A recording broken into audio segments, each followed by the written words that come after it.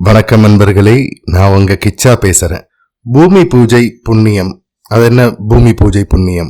நம்ம வழக்கமா புதுசா ஒரு கிரகம் கட்டுறோம்னா அதுக்கு பூமி பூஜை போடுவோமே, அதுவா? இல்லை, இது நித்திய கர்மால ஒன்று. தினமும் நாம் செய்ய வேண்டிய ஒரு பூஜை.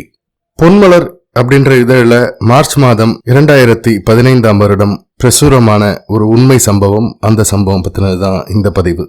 அந்த சம்பவம் பற்றி மேலும் நம்ம தெரிஞ்சுக்கிறதுக்கு முன்னால் நம்ம சேனலை இது வரைக்கும் சப்ஸ்கிரைப் பண்ணாதவங்க கண்டிப்பாக பெல் ஐக்கான் கிளிக் பண்ணுங்க, சப்ஸ்கிரைப் பண்ணுங்க.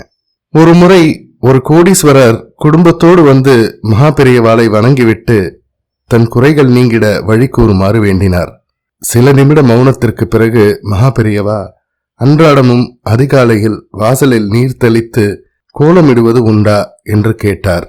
பணக்கார குடும்பத்தினருக்கு ஒரு நொடி சப்பென்று போய்விட்டது.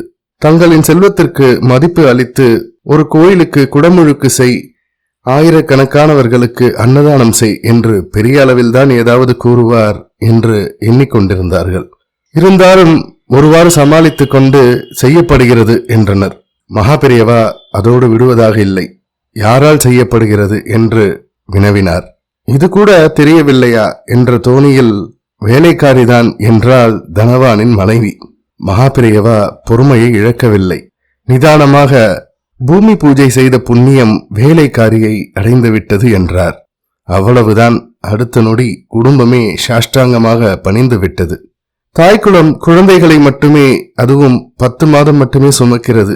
பூமி தாயோ எல்லாவற்றையும் எப்போதும் தாங்கிக் கொண்டிருக்கிறாள் என்பதை உணர்த்தினார் மகாபெரியவா. எனவே நாம் அனைவரும் வேலைக்காரியை விட்டு வாசல் தெளித்து கோலமிடுவதை நிறுத்திவிட்டு நாமே நம் பூமி தாய்க்கு நிதமும் இந்த பூஜையை செய்வோமாக. ஜெய ஜெய சங்கர ஹர ஹர சங்கர. இந்த பதிவு உங்களுக்கு பிடிச்சிருந்தா லைக் பண்ணுங்க, ஷேர் பண்ணுங்க, கமெண்ட் பண்ணுங்க. மறக்காம பெல் ஐக்கான் கிளிக் பண்ணுங்க, சப்ஸ்கிரைப் பண்ணுங்க. நன்றி நண்பர்களே.